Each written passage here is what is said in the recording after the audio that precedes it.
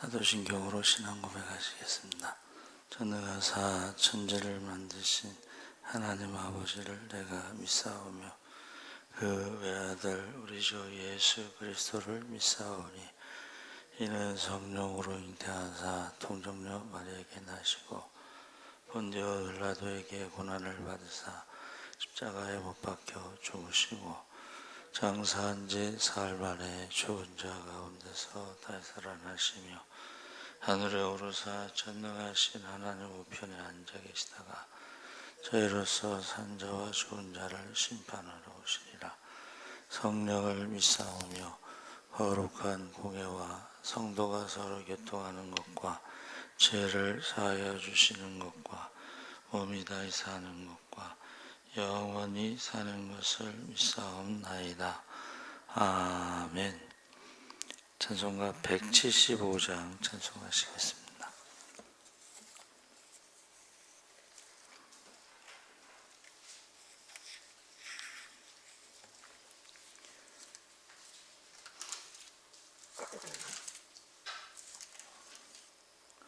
찬송가 175장 찬송하시겠습니다.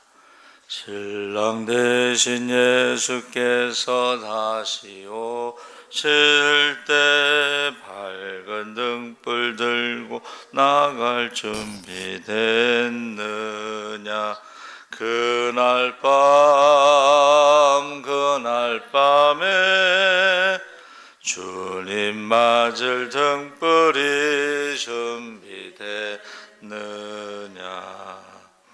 예비하라.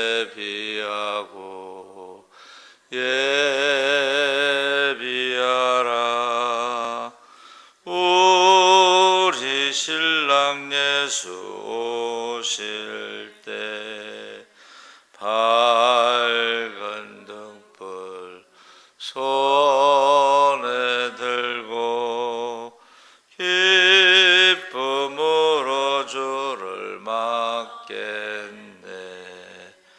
주를 나와 맞으라는 소리 들릴 때 기뻐하며 주를 맞이할 수 있느냐. 그날 밤에 주님 맞을 등불이 준비됐느냐. 예비하라.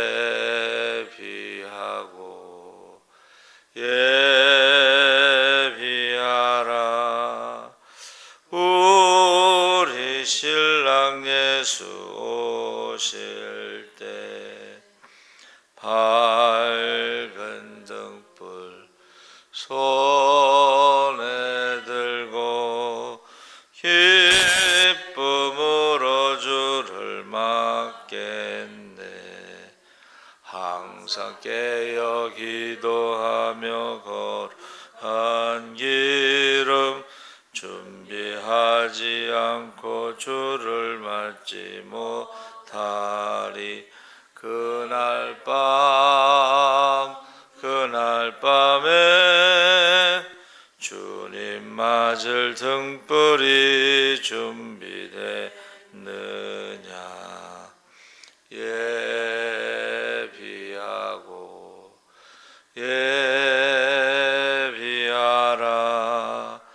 우리 신랑 예수 오실 때 밝은 등불 손에 들고 기쁨으로 주를 맞겠네.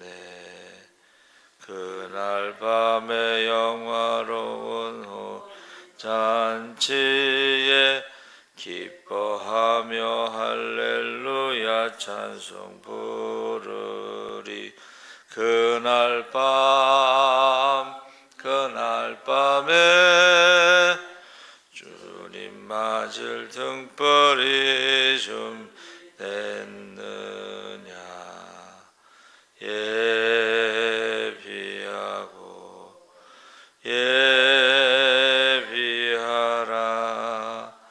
우리 신랑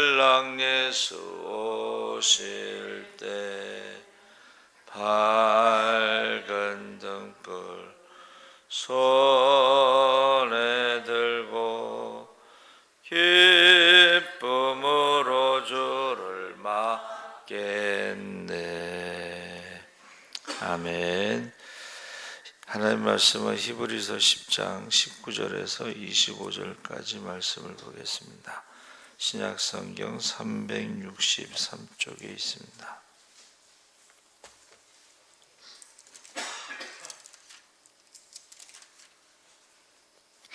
히브리서 10장 19절에서 25절까지 다 같이 읽겠습니다. 그러므로 형제들아 우리가 예수의 피를 힘입어 성소에 들어갈 담력을 얻었나니 그 길은 우리를 위하여 휘장 가운데 열어놓으신 새로운 살 길이요 휘장은 곧 그의 육체니라. 또 하나님의 집 다스리는 큰 제사장이 계심에 우리가 마음의 뿌림을 받아 악한 양심으로부터 벗어나고 몸은 맑은 물로 씻음을 받았으니 참 마음과 온전한 믿음으로 하나님께 나아가자.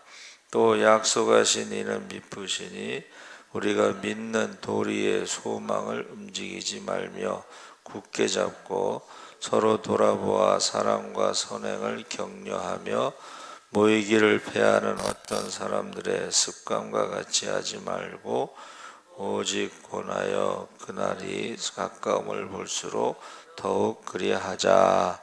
아멘. 할렐루야. 네, 좋은 아침입니다. 잘 오셨습니다. 감사합니다. 오늘 말씀의 제목은 그날이 가까움을 볼수록. 그날이라는 말은 예수님의 재림을 말하는 거죠. 그래서 예수님의 재림에 대해서 성경에 예수님의 초림보다 더 많이 나왔다 그렇게 이야기합니다. 그래서 재림의 징조를 보면 주님이 이제 오실 때가 가까웠다. 그러니까 우리가 재림의 징조는 세상 사람들은 모르는 거죠. 지금 난리와 난리의 소문이 전쟁과 전쟁 소문이 처처의 기근과 지진과 전염병으로 많은 사람들이 죽어가는 것을 불안해요. 이게 뭐지 하고 이해를 못하고 불안한데 불안하기 때문에 이제 우상을 섬기거나 불안하기 때문에 이단에 빠지거나 불안하기 때문에 이제 중독 그런 데 빠지는 거죠. 그래서 세상이나 세상에 속한 것을 사랑하면 하나님의 사랑이 그 속에 없다 이렇게 말하고 있습니다. 그래서 사람들이요 아무리 아름다운 사람도 물질이 풍부한 사람도 건강한 사람도 신앙이 좋은 사람도 권력이 있는 사람도 어느 날 갑자기 하나님 부르시면 그것을 거부할 수도 없고 미룰 수도 없고 그냥 모든 것을 놓고 가야 되죠. 이게 확실하고 분명한 사실인데도 불구하고 많은 사람들이 잊어버리고 산다. 그러니까 대통령도 영원한 거 아니죠. 임기가 있죠. 권불 10년이라고 그래서 10년이 안 갑니다.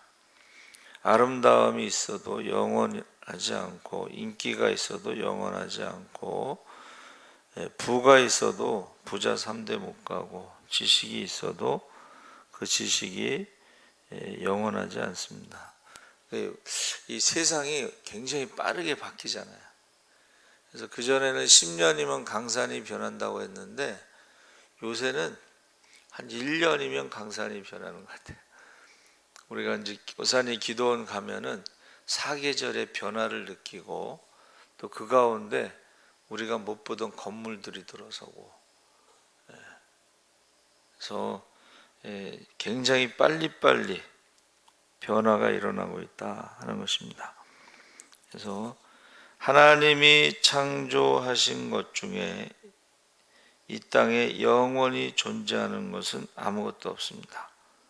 그래서 때가 되면 건강도 아름다움도 지식도 부도 권력도 우리의 생명도 우리에게서 떠나버립니다. 그래서 우리가 늘 마지막이 있다는 사실을 잊지 말고 살아야 되고, 그것이 현명한 사람이고 지혜로운 사람입니다. 그래서 성경 우리가 읽은 25절에 그날이 가까이 오고 있다고 말씀하고 있습니다. 그날은 바로 인류 종말의 날, 예수님의 재림의 날, 인생의 종말의 날, 변할 수 없는 날입니다. 그러니까 확실히 다가오고 있는 거죠. 저희 선배 목사님이 은퇴를 하시고 은퇴 후에 뭐를 준비하셨습니까? 그랬더니 일단 쉬고 싶다. 40 몇 년을 목회했기 때문에 좀 쉬고 싶다, 이제 그런 말씀 하시더라고요. 그래서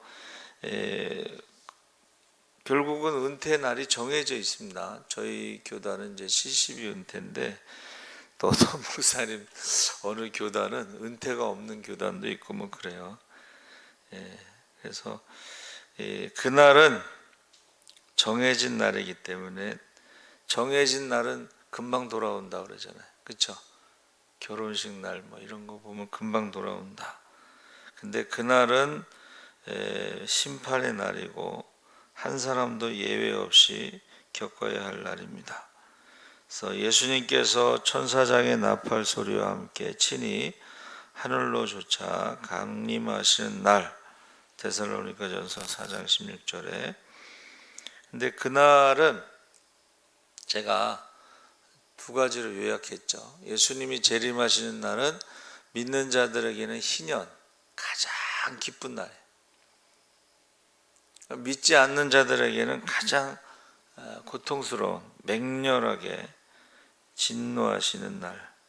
그래서 구약에는 희년이 있고 하나님의 심판, 여호와의 날이 있어요. 근데 거짓 선지자들은 우상 숭배하고 죄를 지으면서도 여호와의 날이 마치 자기들이 구원받는 날인 것이 그냥 착각하고 있다는 거예요. 희년이 있고 여호와의 날이 있는데, 여호와의 날은 심판의 날입니다. 그래서 나라가 망하죠. 그리고 포로로 끌려가고. 그래서 저와 여러분이 준비된 자는 가장 기쁜 날이 되는 것이고, 준비되지 않은 자들은 그날이 가장 무서운 날이 되는 거죠. 그래서 그날이 가까움을 볼수록 재림의 징조가 뚜렷하잖아요. 그러니까 우리가 준비를 해야 된다. 그래서 사망의 잠에서 깨어나야 된다. 사망의 잠이라는 것은 하나님의 경고를 듣지 않고 준비하지 않는 것을 사망의 잠이라는 거예요. 자다가 심판날이 호련히 오는 거죠. 세월을 아끼라, 때가 악하니라. 하나님의 뜻이 무엇인지 분별하라 그랬습니다. 그래서 모든 눈물을 그 눈에서 씻기심에 다시 사망이 없고 애통하는 것이나 곡하는 것이나 아픈 것이 다시 있지 아니하리니 처음 것들이 다 지나갔음이로라. 그래서 계시록 21장 4절에 나오는 이제 재림하시는 그날에는 이제 사망이 없고 애통하는 것이 없고 아픈 것도 없고 처음 것들이 다 지나갔다 그랬습니다. 그래서 그날 밤에 주님 맞을 등불이 준비됐느냐, 신랑 대신 예수께서 다시 오실 때 밝은 등불 들고 나갈 준비됐느냐. 그래서 우리 지혜로운 다섯 처녀는 피곤해서 똑같이 잠을 자더라도 준비하고 잠든 사람은 신랑이 온다고 그러면 일어나서 등불을 밝히면 되는 거죠. 근데 이제 미련한 자들은 등불을 준비하지 않고 바깥에 쫓겨나죠. 그래서 하나님, 우리가 여기 그날이 가까움을 볼수록, 나이가 들면 들수록 어떻게 살아야 되는가? 하나님과 자신과 이웃과의 관계 세 가지를 설명하고 있는데, 그날이 가까움을 볼수록 더욱 하나님을 예배한 일에 힘쓰라. 하나님과의 관계에서 모이기를 힘쓰라는 말씀은 예배에 힘쓰라는 것이죠. 그래서 모이기를 힘쓰라, 모이기를 패하는 나쁜 습관을 가진 사람들의 모습을 따르지 말라고 말하고 있습니다. 그래서 영적으로 나태하고 지적으로 교만하고 종교적으로 허무주의 때문에 지나친 기독교에 대한 비판 의식 때문에 세상의 쾌락 때문에 예배 드리는 것을 등한히 하는 사람들이 있었다. 그러니까 그 초대교회, 신약 성경이 주후 100년까지 기록이거든요.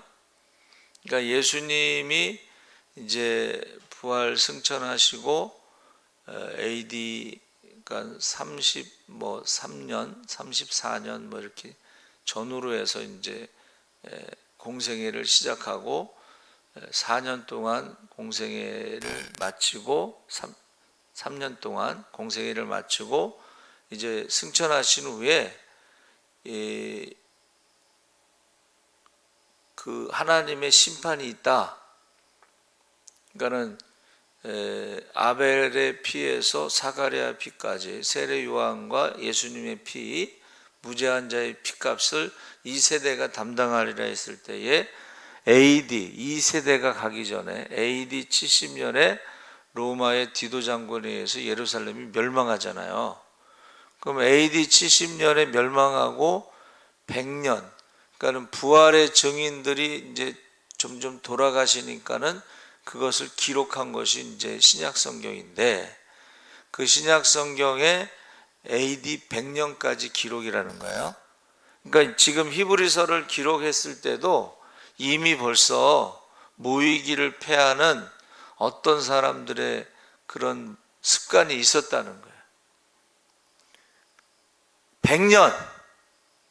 100년인데 벌써 예배를 안 드리려고 하는 그런 사람들이 있었다는 거예요.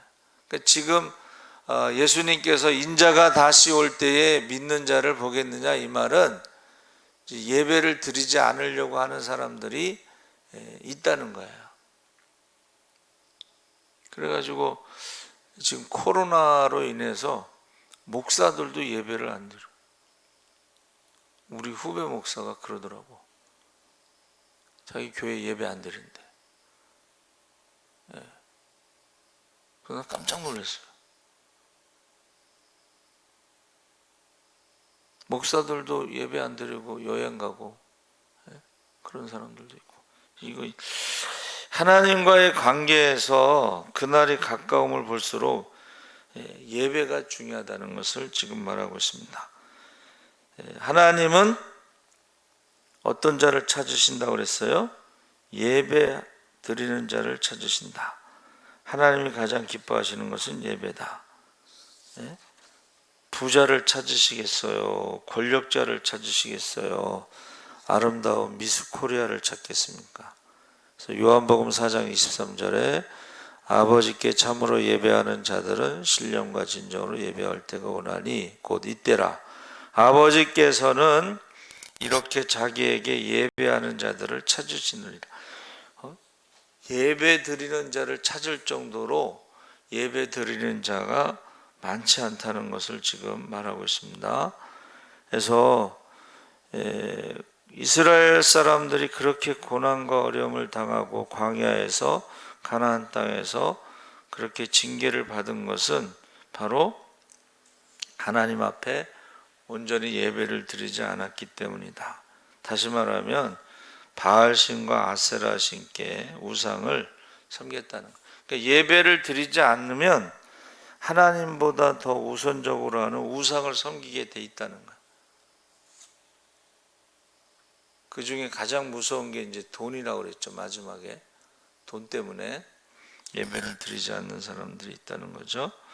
그래서 예배가 잘못되면 하나님과의 관계에서 모든 것이 틀어지는 것이고, 이 땅에서 누릴 수 있는 모든 것을 누려봤던 솔로몬 왕의 노년의 고백이 일의 결국을 다 들었으니 하나님을 경외하고 그 명령을 지킬지어다. 이것이 사람의 본분이니라.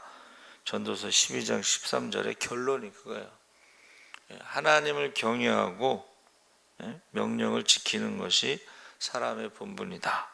그래서 예배를 통해서 우리가 하나님을 만나고 하나님의 교훈을 받고 말씀을 듣고 위로를 받고 참 안식을 누리고 영혼이 회복되고 미래의 세계를 바라보고 예배를 통해서 교훈과 책망과 바르게 함과 의로 교육하기에 유익한 말씀을 배워서 하나님의 사람으로 온전하게 된다. 예배를 통해서 치유를 받고 심령이 뜨거워지고, 그래서 예배는 아무나 드리는 게 아니고 19절에 참 대제사장 대신 예수님께서 단번에 속죄 제사를 드렸으므로 이제는 짐승의 피가 아니고 예수님의 피로 구속을 받았다. 그러니까 우리가 예배를 드릴 수 있는 것은 예수님의 피 때문이다. 우리가 예배를 드리지 않는 것은 예수님의 피를 헛되게 만드는 것이다. 이제 그런 말입니다. 그래서 새로운 길을 열어주셨다. 동물의 제사의 피의 제사의 길이 아니고 예수님께서 단번에 속죄 제물이 되어 하나님을 만날 수 있게 하신 은혜의 길.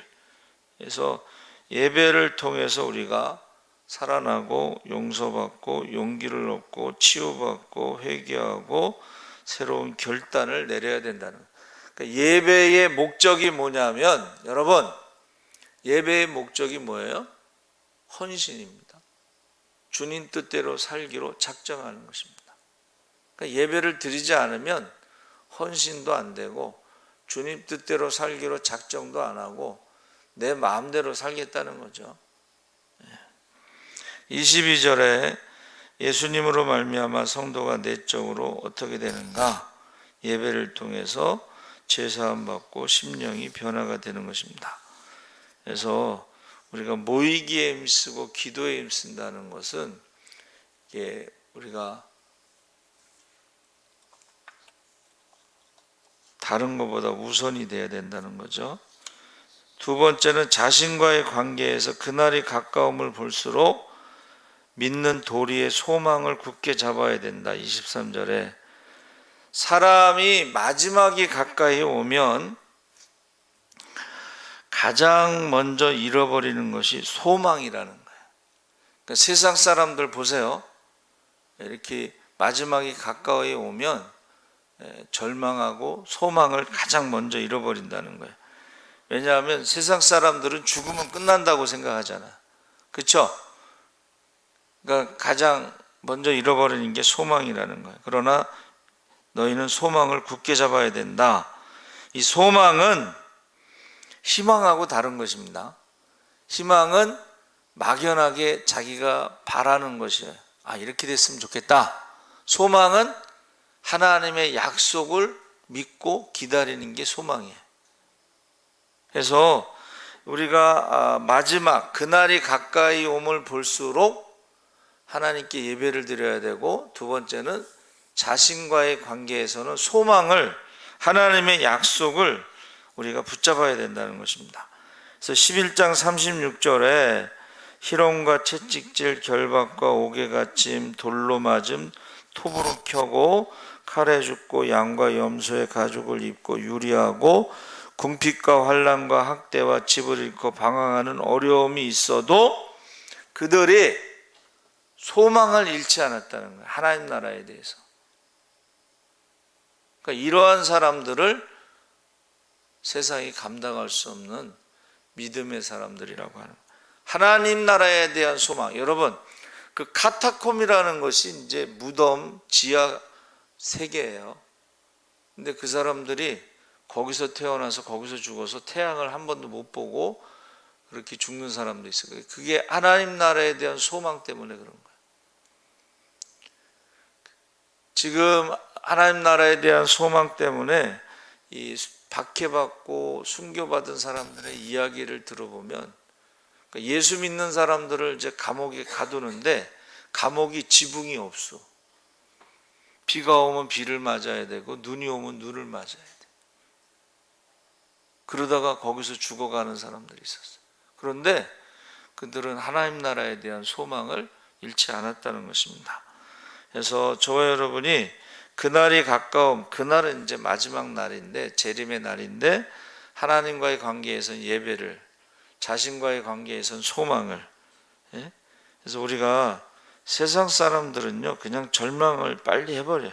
포기를 빨리 해버려요. 그런데 우리는 소망이 있기 때문에 포기하지 않습니다. 절망하지 않습니다. 그래서 기도를 하게 되죠. 그래서 어느 전도사님이 간증을 했는데, 집안이 너무 가난해서 5식구가 한 방에서 자고 살았는데, 어머니가 새벽마다 기도를 이렇게 하는 거예요.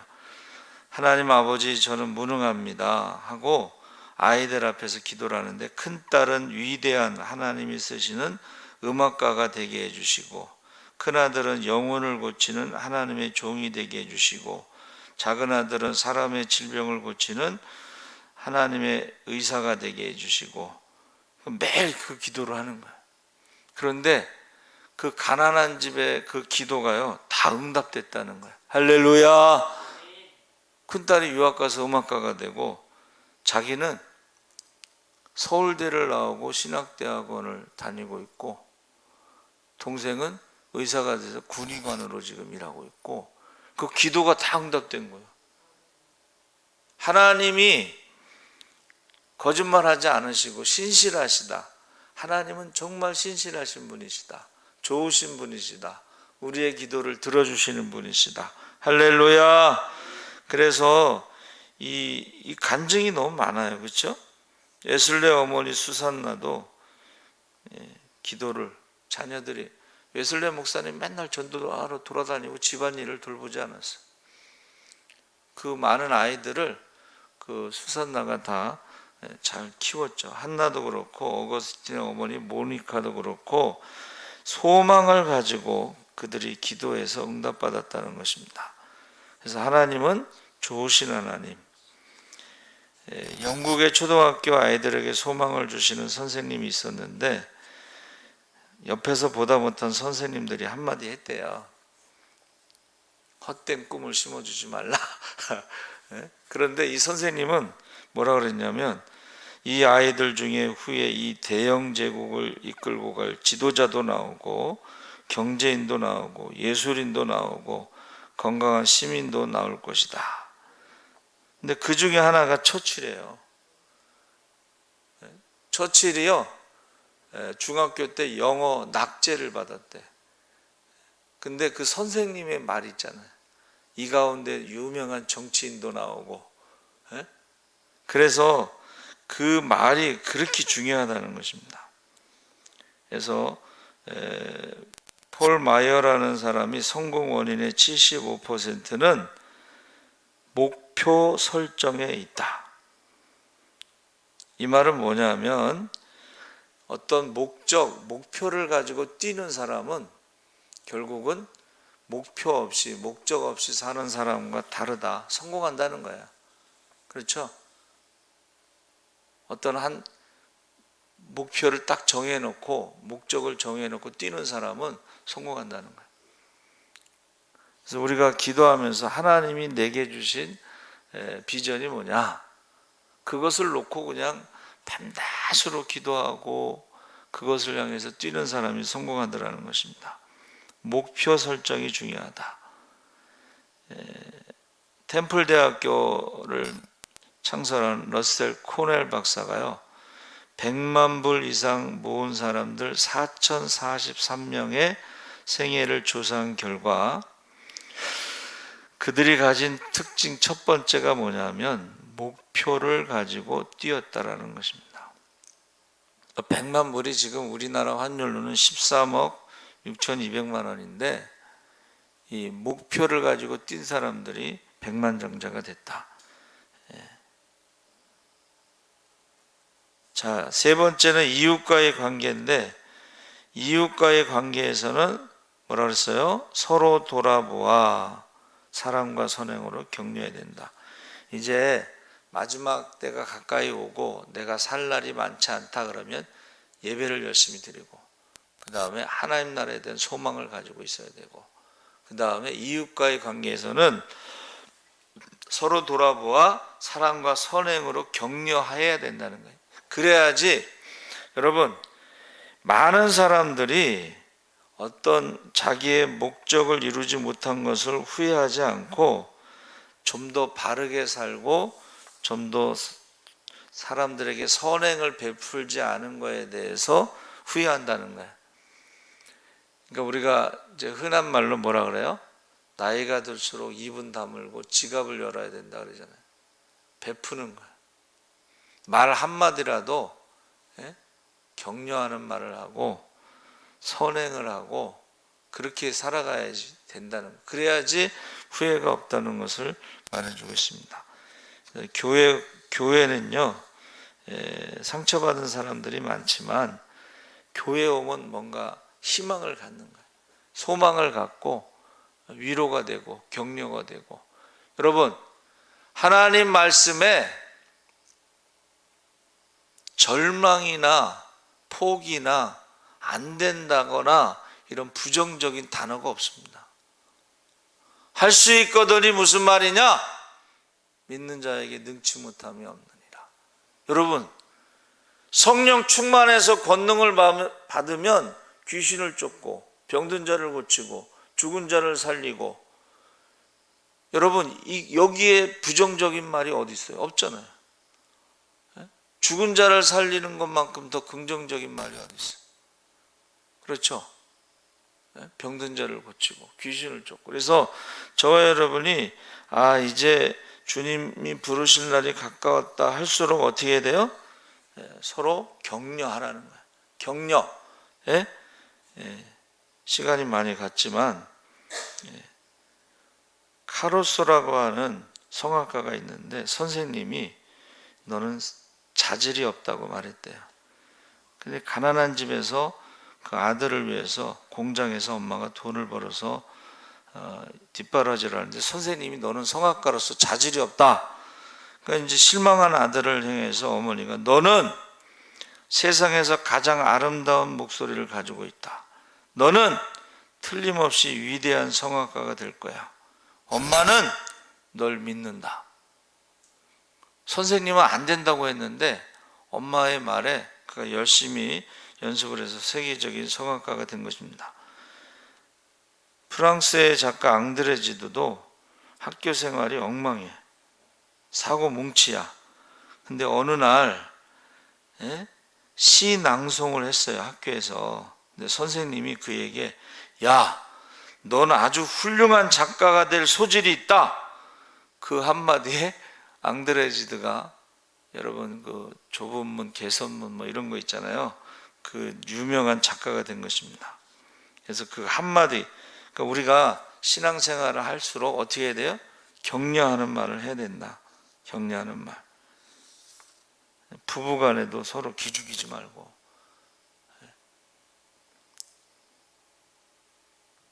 어떤 그 서울에서 온 부부가요, 시골의 장터에 와서 이제 그 부인이 지갑이 무거운데 망사지갑 하나 사달라고 이렇게 아양을 떨었는데 그 남편이 사주더라는 거야. 그래서 경상도 부부가 그걸 보고 부인이 망사지갑 하나 사주이소 그랬더니 남편이 와 돈이 덥다 카드냐 그러고 안 사줬대. 이렇게 하지 말라는 거예요. 돈이 덥다 카드냐 그렇게 말하지 마라. 똑같은 말이라도.